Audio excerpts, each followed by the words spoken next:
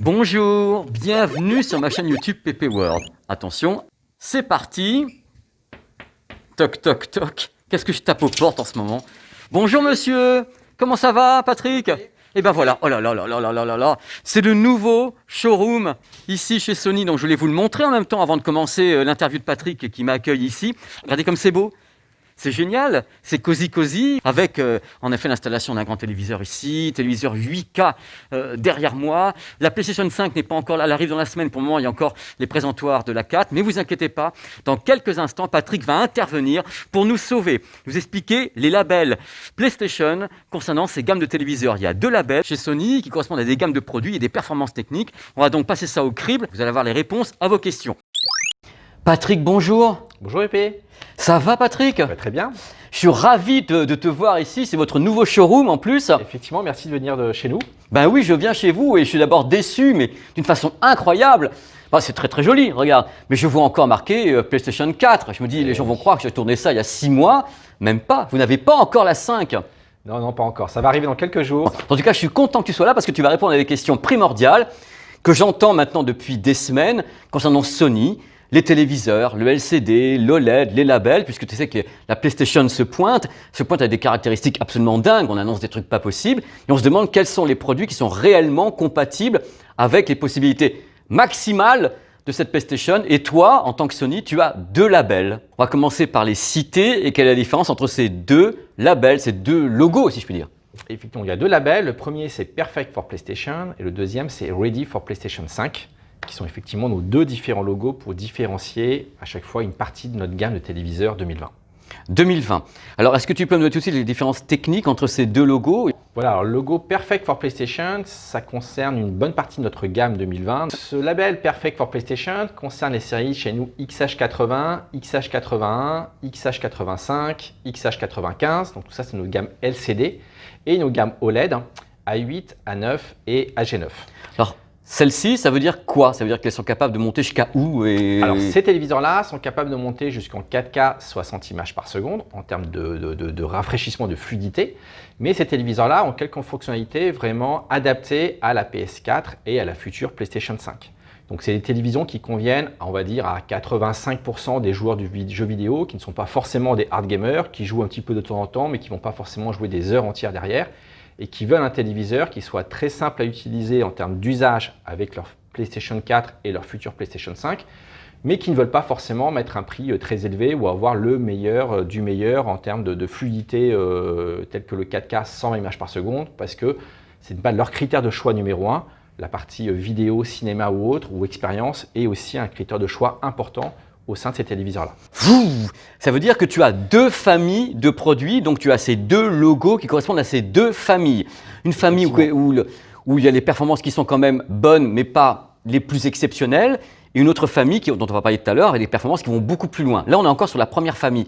Donc, il y a un mode ALLM ou un truc équivalent chez vous de reconnaissance des sources? Effectivement, il y a un mode équivalent à l'ALM qui va directement détecter la console de jeu, que ce soit une PlayStation 4, PlayStation 5 ou même une Xbox ou une autre console de jeu. Bravo, il l'a dit. Et va automatiquement basculer sur le bon HDMI et en mode jeu au niveau du téléviseur. Donc, en fait, ces téléviseurs-là sont vraiment conçus pour fluidifier au maximum l'expérience jeu sur le téléviseur. Donc, détection de la console, passage automatique en mode jeu, mais aussi d'autres fonctionnalités un petit peu exclusives à Sony. Par exemple, sur ces téléviseurs-là, la télécommande du téléviseur va pouvoir contrôler votre PlayStation 4 et votre future PlayStation 5. Alors, à quoi ça sert de contrôler une console avec une télécommande de télévision? Ce n'est pas pour jouer, bien entendu, mais on sait que beaucoup de personnes utilisent leur PlayStation pour lire de la vidéo, que ce soit comme lecteur Blu-ray ou regarder de la vidéo en streaming. Et à ce moment-là, avoir qu'une seule télécommande qui contrôle le téléviseur pour gérer le son, la source, mais aussi pouvoir faire play, pause, avance rapide, parce qu'on a les boutons disponibles sur la télécommande du téléviseur, ça peut être un vrai plus, un vrai bénéfice à l'usage. D'accord. Donc le but de la manœuvre quand même pour ces modèles, qui sont donc la première catégorie, c'est de réduire l'input lag, d'avoir une fluidité, même si on est limité à 60 images par seconde, c'est-à-dire obtenir quelque chose de bon avec la plupart des jeux. Effectivement, pour finir là-dessus, c'est que sur cette gamme de séries Perfect for PlayStation, le mode jeu a été vraiment retravaillé par rapport à notre gamme 2019. Quand on dit retravaillé, c'est retravaillé en input lag, puisqu'on a de très faibles input lag. C'est quoi un très faible input lag, Patrick? Je te coupe la parole. C'est quoi? Vous êtes à 16, 15, alors, 18, certains 2000? Certains de tes confrères, si je prends alors ça va dépendre des séries, bien entendu. Oui. Si je prends la série XH80, qui est notre entrée de gamme de cette série Perfect for PlayStation, Certains de tes confrères l'ont testé et ont mesuré un input lag de 10 millisecondes. De toute façon, en dessous de 16 millisecondes, on considère que c'est acceptable. Exactement. 16 millisecondes, c'est une image de décalage. On considère que c'est bon. Acceptable. Bien sûr, quand on compare toujours avec des moniteurs, on dit oui, mais ça reste des téléviseurs. Est-ce que des téléviseurs qui ne seraient pas de ta gamme actuelle, donc 2020, qui seraient peut-être des modèles 2019-2018, peuvent être upgradés pour intégrer l'input lag réduit selon Sony, ou est-ce que c'est dead, c'est mort? Non, malheureusement, effectivement, c'est lié au traitement d'image qui est intégré dans le téléviseur, au processeur, et donc effectivement, ça ne concerne que notre gamme 2020. On ne peut pas mettre à jour les gammes 2018-2019. Par contre, la bonne nouvelle, c'est que nos modèles 2019 ont, via mise à jour, ont cette détection automatique de console. Donc, ils ont quand même quelques fonctionnalités qui arrivent sur nos gammes 2019. Le contrôle, je vous disais que la télécommande de la console de jeu, c'est aussi possible avec certains produits de la gamme 2019. Donc, on a quand même une partie des fonctionnalités qui sont arrivées sur la gamme 2019, mais pas toutes les fonctionnalités et pas cet input lag réduit. Pour le premier label, donc Perfect for PlayStation, l'HDMI est 2.1 sur ces produits ou pas du tout? Ou est-ce que l'HDMI est 2.0 sur ces produits-là. D'accord. Effectivement, c'est les produits ready for PlayStation 5 qui sont HDMI 2.1. D'accord. Moi, je me mets à la place quand même des gens, et je suis l'avocat du diable. C'est toujours un peu dommage quand même de dire que des téléviseurs qui sont là maintenant depuis 1 an, 2 ans, 3 ans, dans un monde où le PlayStation est importante et vous êtes Sony, de mettre autant de temps, entre guillemets, à avoir des modèles capables de comprendre tout ce que fait le gaming, je trouve ça un petit peu dommage. Moi, je te le dis comme ça en tant que gamer et défenseur de l'avocat du diable. Alors effectivement, on essaye quand même de mettre à jour tant que possible nos anciennes gammes. C'est ce qu'on fait. Il y a beaucoup de fonctionnalités sur les gammes 2019 qui arrivent, notamment des applications, des services. Il y a des fois, c'est aussi des choix hardware, donc des incompatibilités hardware qui fait qu'on ne peut pas forcément rajouter toutes ces fonctionnalités-là. Et entre autres sur l'input lag, c'est le cas avec la carte mère qui est différente sur nos gammes 2020 pour pouvoir permettre cet input lag réduit au niveau des ports HDMI. Patrick, les gens ont bien saisi qu'il y a ce premier label donc, qui s'arrête à 60 images par seconde avec votre mode input lag personnel et tout. Et il y a un second label pour les gens qui veulent aller plus loin et qui est à mon avis plus proche de ce que les gens attendent de la PlayStation 5. Donc c'est le label. Effectivement, il y a le deuxième label qui s'appelle Ready for PlayStation 5 qui lui est vraiment conçu pour les hard gamers, pour les personnes qui veulent tirer le maximum de l'expérience que pourra fournir cette future console de jeu. Donc là, ça concerne 2 séries sur la gamme 2020.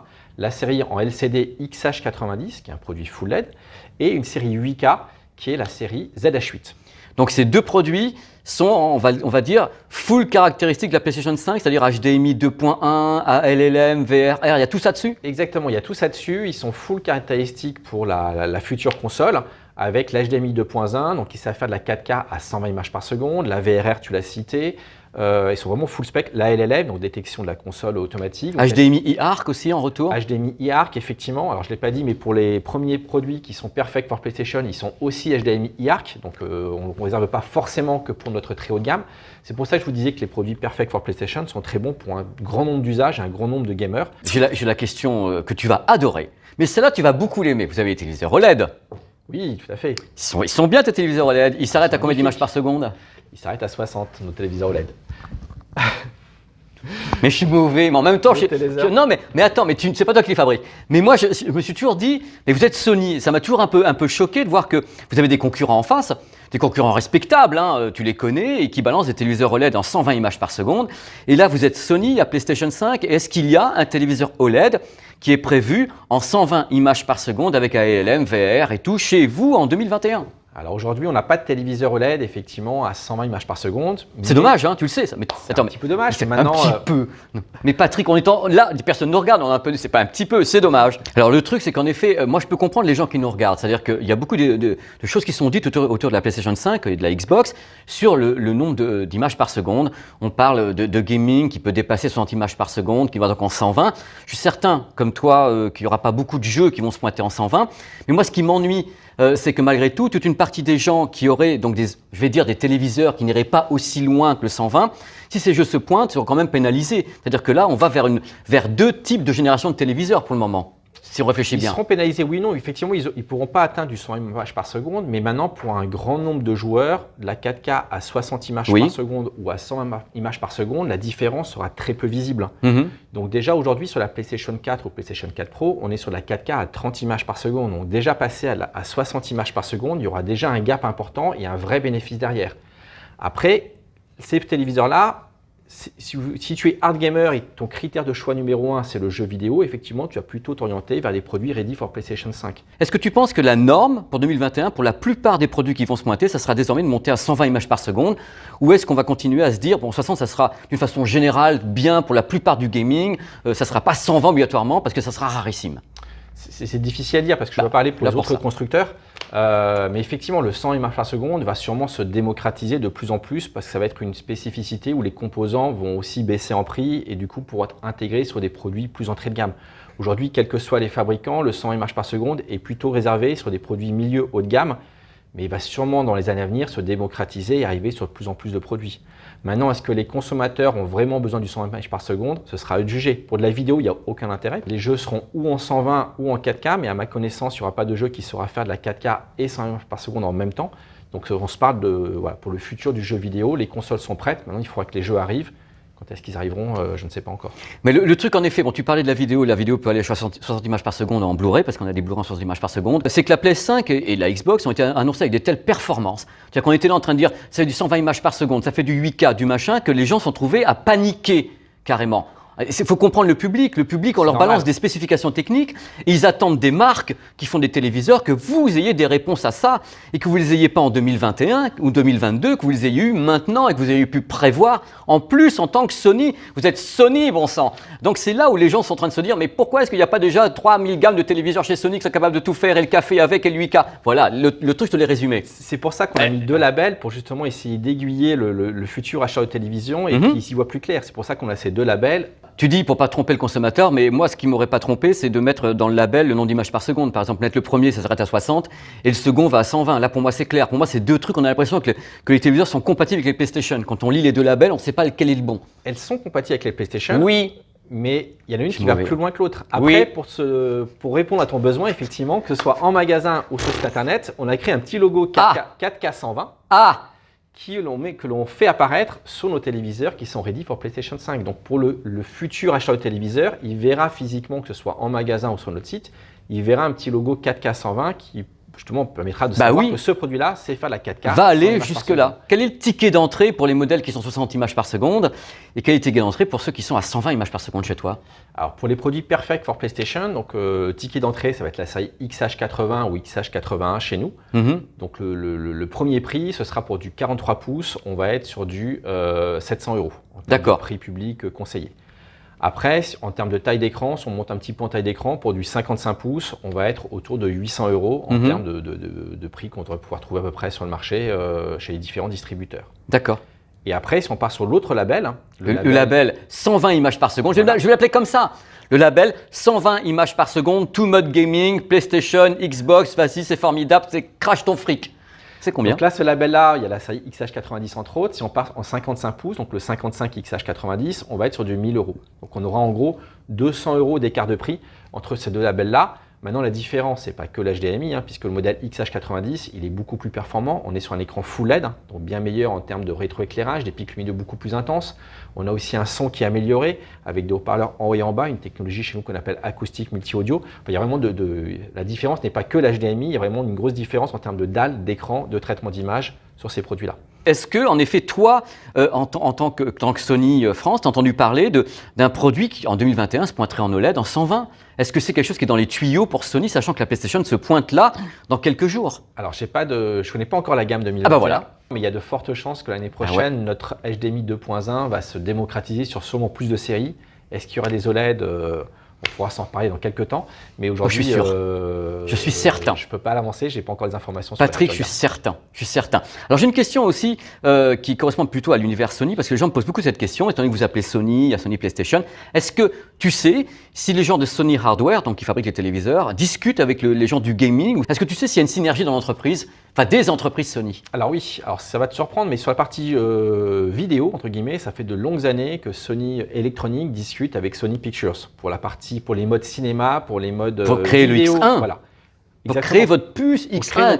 Moi, je suis fan. Pour créer notre processeur et pour créer aussi le traitement d'image et les différents pré-réglages de mode image, dont le mode cinéma de téléviseur, c'est fait en partenariat avec Sony Pictures, mais aussi avec la partie professionnelle chez nous, Sony Professional, qui eux font des caméras pour le monde du cinéma. Donc les trois entités et des projecteurs.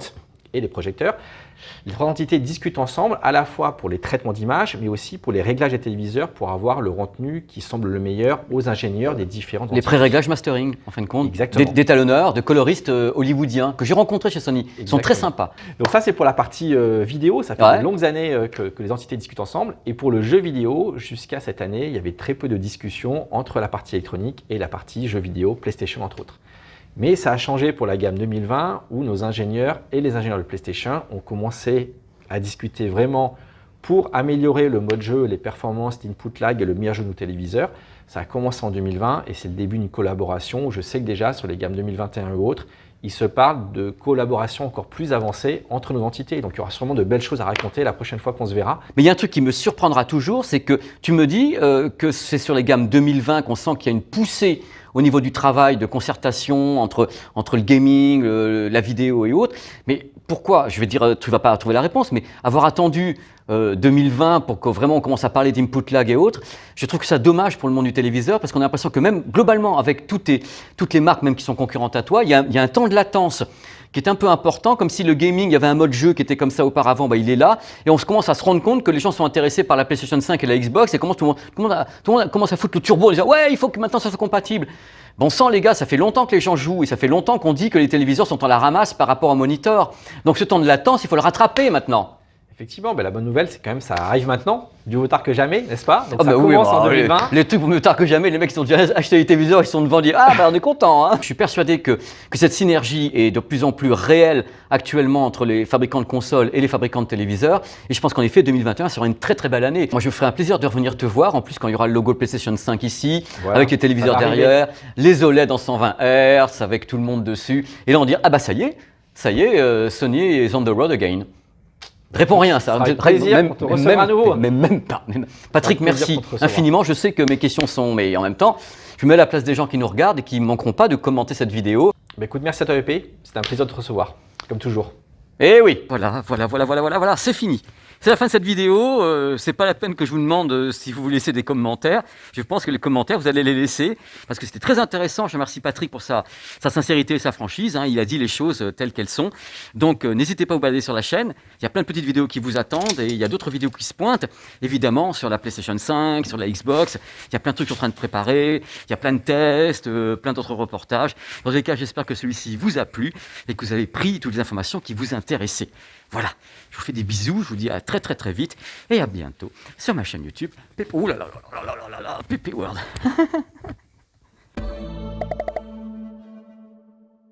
Deux labels. Je me casse la gueule. J'allais me casser la gueule sur le canapé, vous allez rater quelque chose. Je partais comme ça. Comme ça. Bêtisier. Ah mon Dieu. Ça y est. Donc, il y a déjà une intro avant qu'on se parle. C'est-à-dire que je suis arrivé faire le con en disant que c'est moche et tout. Bon, bref. Mais non, faut pas qu'ils aient peur. Voilà. Moi, je suis prêt maintenant. Hein. C'est bon. La tête haute, elle aura le tiers. Mais je vois encore marqué PlayStation 4. Je me dis, les gens vont croire que j'ai tourné ça il y a 6 mois. Même pas. Vous n'avez pas encore la 5. Non, pas encore. Ça va arriver dans quelques jours, effectivement, mais on est encore sur la 4. Voilà, on attend impatiemment la 5. Moi aussi. Cordonnier, mal chaussé. On connaît le truc. Hein. Comment on a fait le... Comment je vais dire ça aussi? Patrick, les gens ont bien saisi maintenant qu'il y a ce premier. Patrick, les gens ont bien. Tu marches, ça va pas le faire. Patrick, les gens ont bien saisi qu'il y a ce premier label. Donc, sur le premier label, Perfect. C'est bon, parce que si on se marre en même temps, ils sauront qu'il y a une coupe. Ça va? Pour le premier label, donc Perfect for PlayStation, l'HDMI est 2.1 sur ces produits ou pas du tout? Ou est-ce que l'HDMI est 2.0 sur ces produits-là. D'accord. Effectivement. Ça suffit. Ça suffit. Ça suffit. Ça suffit. C'est je le fais en moonwalk, hein, c'est comme ça. Le nouveau showroom Sony. Avec donc, là, c'est le téléviseur 8K qui est ici. Derrière, téléviseur donc LCD. Il y a donc 2 gammes de produits. Enfin, il y a 2 labels. Ça suffit.